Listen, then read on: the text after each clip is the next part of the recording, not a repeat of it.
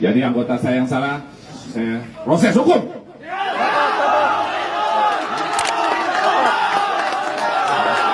Istri saya dari tadi melapor di sini tidak ada ditanggapi. Tengok, lihat ini polisi-polisinya ini.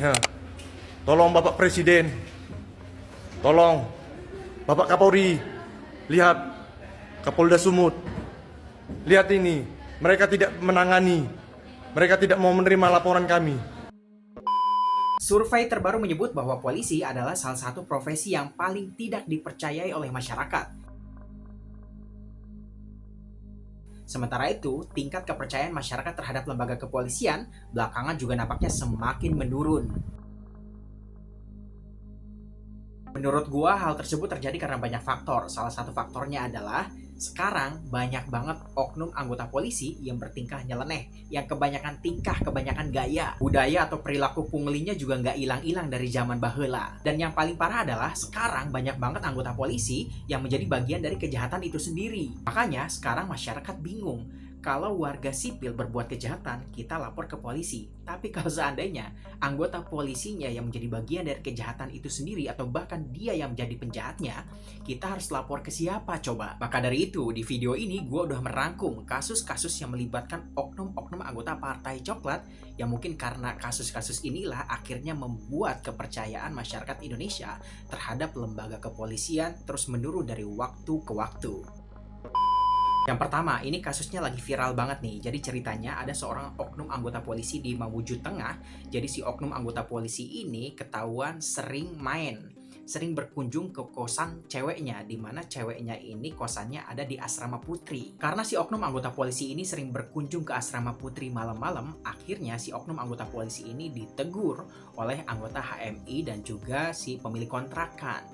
Bro, ente ini kan anggota polisi ya. Gak pantes lah kalau ente sering main-main ke asrama putri, apalagi malam-malam gitu. Nah ternyata si oknum anggota polisi ini gak terima ditegur. Kemudian ia pulang, ia balik lagi bawa pasukan. Pasukan yang ia bawa juga teman-teman polisinya juga, semuanya anggota polisi itu. Nah kemudian setelah mereka balik lagi, mereka langsung mengeroyok si anggota HMI yang menegur tadi gitu. Dan terjadilah kericuhan di situ, terjadi bentrok baku hantam gitu.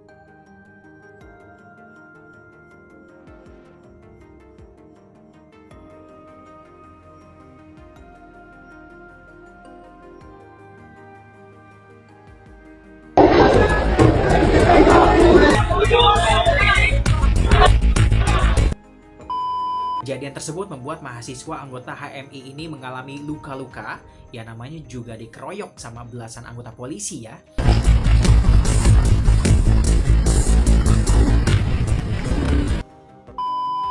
Dan setelah kejadian ini, kepolisian setempat langsung memberikan hukuman kepada 11 orang oknum anggota polisi yang terlibat dalam kejadian itu. Ke-11 oknum anggota polisi yang terlibat dalam kasus ini katanya akan diproses secara sidang etik dan akan diberikan hukuman penempatan khusus. Gue nggak ngerti nih, penempatan khusus nih maksudnya gimana nih? Apakah mereka akan ditugaskan di wilayah-wilayah terpencil, di pelosok, atau gimana? Gue nggak tahu. Jadi anggota saya yang salah, saya proses hukum.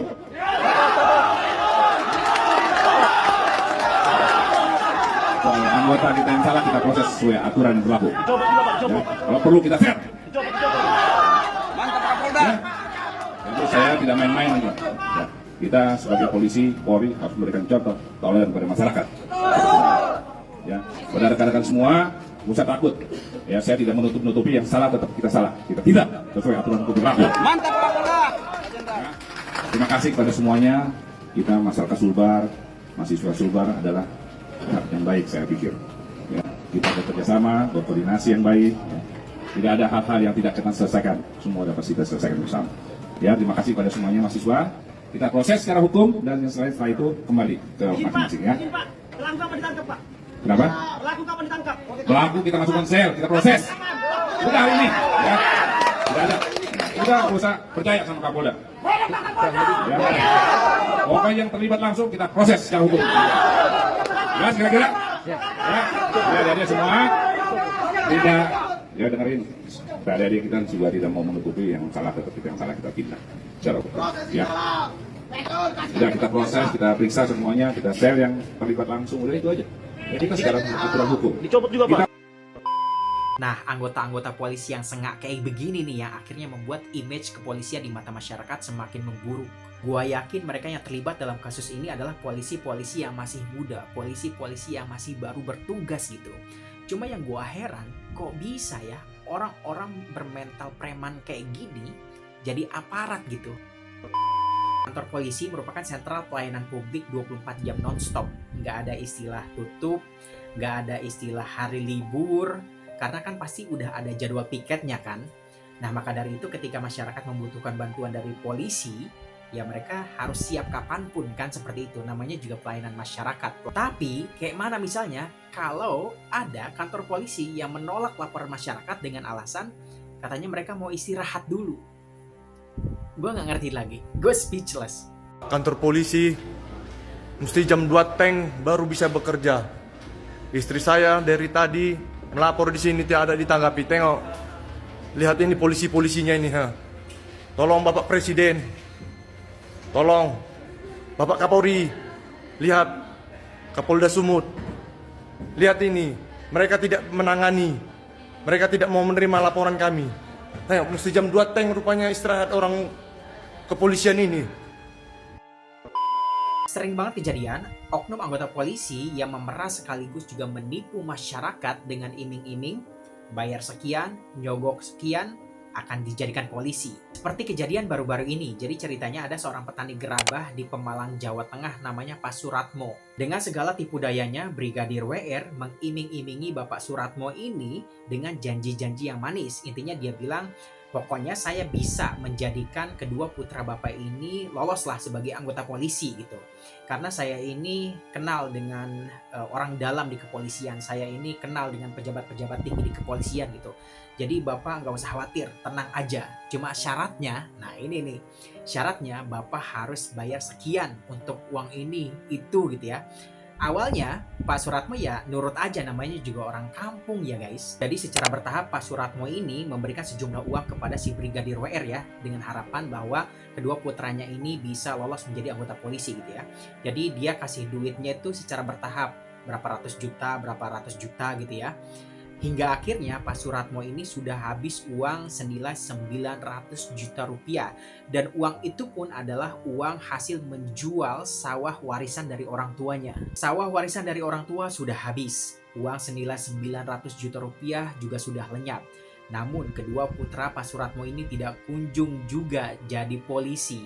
Dan disitulah Pak Suratmo menyadari bahwa dirinya baru saja tertipu oleh seorang oknum anggota polisi. Ia pun kemudian menangis ya, frustasi karena sudah kehilangan segalanya demi mewujudkan mimpi kedua putranya. Namun ternyata dia tertipu. Saat ini Pak Suratmo meminta keadilan, dia ingin uangnya kembali. Tapi kayaknya sulit ya. Ya meskipun saat ini si oknum Brigadir RW-nya sudah ditangkap oleh polisi, tapi kalau berharap uangnya dikembalikan gitu ya, kembali uang 900 juta rupiah itu kayaknya sangat tidak mungkin. Tolong ya Pak Presiden, Pak Mabes, Pak Kapolri, Pak. Saya nuntut Pak, saya tolong Pak, sayang uang saya kembali. Oknum.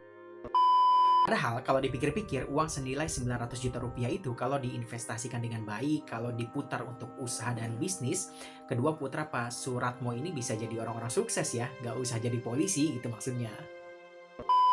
Sekelompok warga di Lampung berbondong-bondong menggeruduk kantor polisi untuk menyampaikan protes. Jadi ceritanya gini nih. Warga berhasil menangkap seorang maling. Nah, maling ini kemudian diserahkanlah ke kantor polisi dengan harapan di kantor polisi ini bakalan diproses gitu ya, disidang, kemudian dijatuhi hukuman penjara gitu kan. Itu harapan warga. Tapi ternyata belum 24 jam tuh maling ditangkap oleh warga, kemudian diserahkan ke polisi, sama polisinya malah dibebaskan. Ya gimana gak marah coba warga. Ya, saya boleh siap nggak apa-apa. Serba salah sedikit. Iya. Saya kalau posisi tadi mau kayak gini, saya nggak datang. Karena nggak datang. Bukan datang ya pasti kayak gini. Kalau saya ini kan mau gimana saya jelaskan. Kalau di sini Pak ya,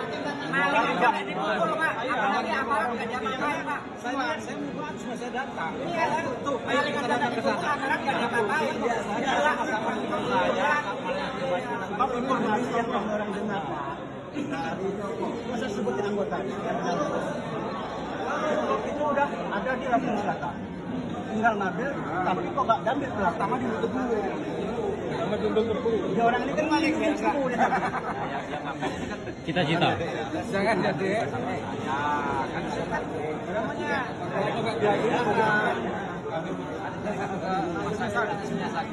Jangan. Iya. Ya udah kita aja Pak, kita dihadirin. Kita dihadirkan hari ini. Yang penting dulu kita sama-sama. Kalian masih ingat kan dengan kasus pemilik rental mobil yang tewas didor oleh si penyewa mobil yang ingin menggelapkan mobil sewaannya itu? Nah ini kan terjadi gara-gara si polisi ini menolak laporan korban. Si korban itu kan pada saat itu menginginkan atau meminta pendampingan dari polisi, tapi polisinya pada saat itu menolak kan. Karena gue yakin kalau seandainya pada saat itu polisi ikut melakukan pendampingan, mungkin kejadian semacam ini nggak akan terjadi gitu. Dan salah satu yang menjadi sorotan dari kasus itu adalah pernyataan dari penasehat Kapolri-nya nih. Seandainya, oke, kejar aja. Dikejar, yang ketembak polisinya. Siapa yang salah? Kan pimpinan juga kan? Seandainya, oke, kejar aja. Dikejar, yang ketembak polisinya. Siapa yang salah? Intinya dia bilang kalau pada saat itu polisi ikut membantu, terus kalau seandainya polisi yang kena tembak, terus siapa dong yang harus disalahkan? Dia bilang kan kayak gitu ya. Menurut gue ini pernyataan yang kocak sih. Kok bisa gitu pernyataan semacam ini diucapkan oleh seorang penasehat Kapolri gitu. Karena gini loh maksud gue. Polisi itu adalah aparat penegak hukum. Mereka memang didesain untuk menegakkan keadilan, untuk melawan kejahatan, untuk menangkap para penjahat, dan lain sebagainya. Maka dari itu, mereka ini sudah dibekali dengan berbagai kemampuan. Kemampuan bela diri, kemampuan menembak, kemampuan melawan penjahat, skill strategi melawan terorisme, melawan kejahatan, dan lain sebagainya. Mereka udah dibekali dengan skill itu gitu. Jadi ketika penasehat Kapolri-nya bilang kalau seandainya pada saat itu anggota polisi ikut membantu dan kemudian si anggota polisinya ketembak, siapa yang salah? Ini kan kesannya jadi kayak, oh jadi polisi pada saat itu menolak untuk membantu masyarakat karena takut mati apa gimana gitu kan. Kalau demikian alasannya, terus apa gunanya kalian jadi polisi?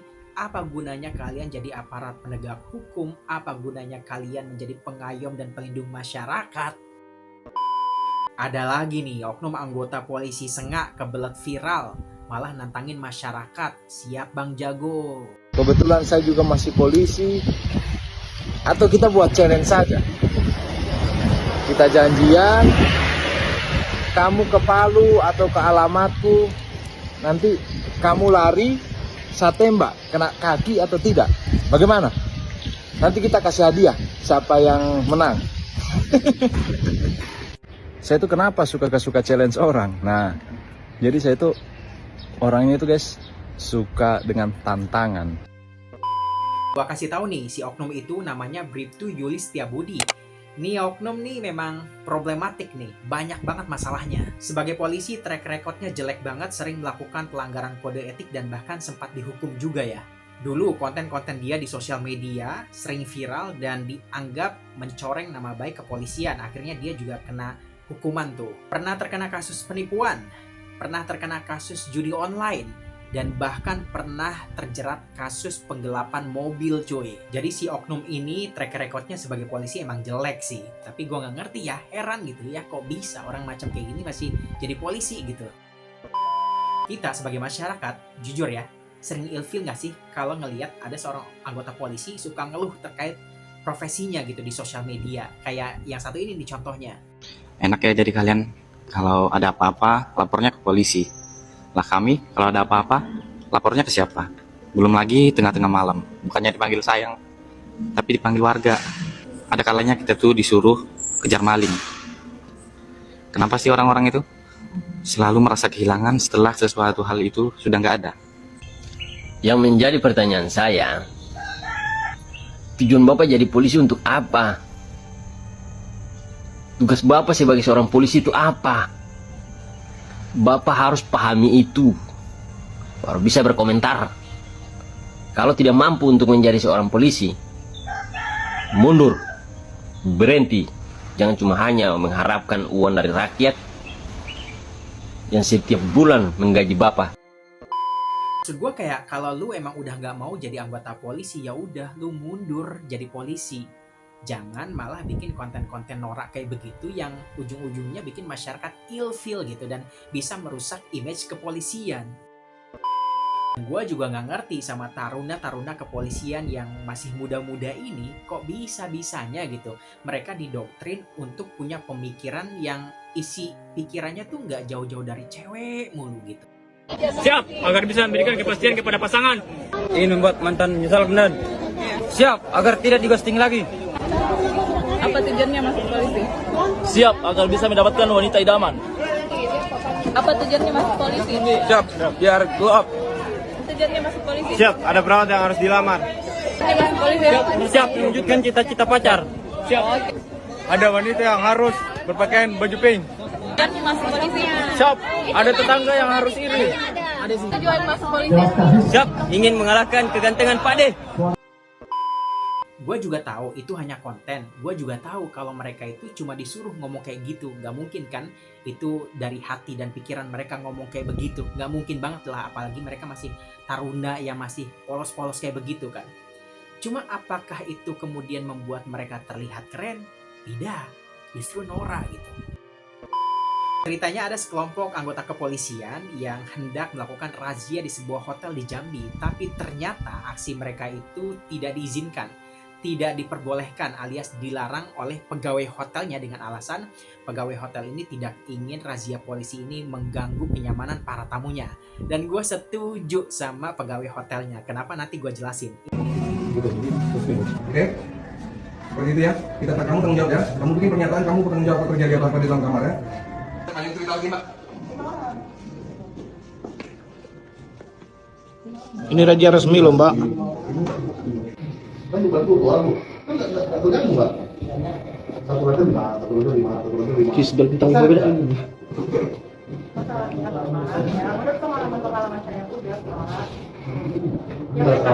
Mbak, menurut pengalaman kami, kalau misalkan ikut aturan Mbak, banyak yang lari, banyak yang kejadian di dalam, terjadi apa-apa di dalam. Nah, Ini pintu keluar kita cuma satu nih Pak, ya. Untuk kamu ya sekarang kayak gini, siapa yang tahu kalau Mbak pindahkan dia dari kamar sini ke kamar sini, kamar sini ke kamar sini? Siapa yang tahu?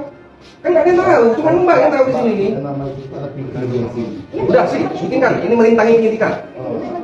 Ya, Mbak saya minta KTP Mbak. Besok kita panggil. Silakan kalau Bapak takut tamu-tamu saya ada yang berbuat jahat, ya kan? Bagus, silakan ada yang menuntut sini. Kalau misalnya rame-rame kayak gini kan Satu lantai 5, satu lantai 5 ya. Mereka ini ada surat perintah. Mereka ini tidak mungkin bisa bergerak. Begitu, ya kan? Bisa gini aja, Mbak. Kan satu lantai ini biarlah kita kerjakan dulu, ya kan? Nanti ke bawah ke lantai kita kerjakan sebenarnya. Nah, maksudnya kan nggak mungkin cuma 5 orang. Dalam satu lantai itu berapa yang sudah nginap? Itu saja. Sempang Pak. Itu mungkin begitu kan caranya. Nah, kita kan seperti itu. Kita dari Polda. Kita nunggu barata kan itu. Ini dipakai aja ini, Mbak. Ini bisa lihat bagaimana ini. Kami hanya saksi loh, Mbak. Hanya saksi yang sampai nanti kami disalah. Artinya kan kami menggeledah, tiba-tiba ada barang apa kami tahu. Kami itu saksi. Kosong, data kosong ya. Itu aja, Mbak. Nggak kemana kok, nggak ada. Pertama, gue nggak setuju ya sama salah satu oknum anggota polisi di video itu yang melakukan intimidasi ataupun mengancam pegawai hotel dengan meminta KTP-nya gara-gara dia tidak mengizinkan proses razia di hotel tersebut. Kedua, gue setuju dengan tindakan para pegawai hotel yang tidak mengizinkan polisi merazia hotelnya. Karena memang menurut gue ya, polisi nggak bisa semena-mena seperti itu datang ke sebuah hotel dan ingin melakukan razia kamar-kamar hotel sembarangan seperti itu. Polisi baru boleh merazia sebuah tempat ataupun hotel misalnya dengan membawa surat tugas. Kemudian polisi juga baru boleh merazia hotel dengan catatan apabila mereka menemukan indikasi adanya kejahatan ataupun ada kasus prostitusi ataupun ada narkoboy di situ, itu boleh. Dan syarat lainnya adalah dalam surat tugas penangkapan ataupun razia, polisi juga harus spesifik gitu. Kayak misalkan kamar 303, ini terindikasi adanya kejahatan di dalam situ, jadi kami punya surat tugas nih untuk merazia, baru boleh seperti itu. Tapi kalau sengaja tiba-tiba datang menggeruduk misalkan ke sebuah hotel tanpa surat tugas, tanpa ada indikasinya kejahatan, tanpa bawa surat tugas yang spesifik di kamar mana nih yang mau dirazia, mereka hanya ingin mau merazia secara random saja. Ini juga kan akhirnya bisa membuat para tamu hotel yang sedang beristirahat terganggu kan. Dan memang prosedurnya demikian. Maka dari itu ketika pegawai hotel tidak mengizinkan para anggota polisi itu untuk melakukan razia secara random di hotelnya, ya mereka juga berpegang teguh pada SOP kan. Yang terakhir ini juga kasusnya sempat viral banget nih beberapa waktu yang lalu. Dan kasus yang melibatkan para oknum anggota polisi ini juga akhirnya mencoreng nama baik negara Indonesia. Jadi ada beberapa oknum anggota polisi yang melakukan pemerasan terhadap turis-turis asing ya, mayoritas warga negara Malaysia yang nonton konser DWP di Jakarta. Jadi modusnya itu mereka turis-turis asing yang nonton DWP pada saat itu kayak udah ditandai, kayak udah ditarget gitu sama si oknum-oknum anggota polisi ini. Jadi mereka ini kalau ketahuan warga negara asing nih ditarik gitu ya, mereka dites kesadaran, kemudian dites urin segala macam gitu ya, kemudian paspornya itu ditahan sama mereka. Dan meskipun sudah menjalani serangkaian tes kayak tes urin, tes kesadaran gitu ya, si paspornya juga nggak langsung dikasihin langsung sama si anggota polisinya ini. Dan si paspor itu baru dikasihin setelah si warga negara asing itu ngasih duit sama polisi gitu. Jadi jatuhnya kan pungli ya. Dan kasus ini tuh terungkap setelah banyak warga negara asing yang nonton DWP pada saat itu speak up di sosial media. Kok Indonesia kayak gini ya? Kok kita diperas ya sama polisinya kayak begitu? Dan kalian tahu berapa jumlah anggota polisi yang terlibat dalam kasus pungli dan pemerasan terhadap warga negara asing di DWP ini?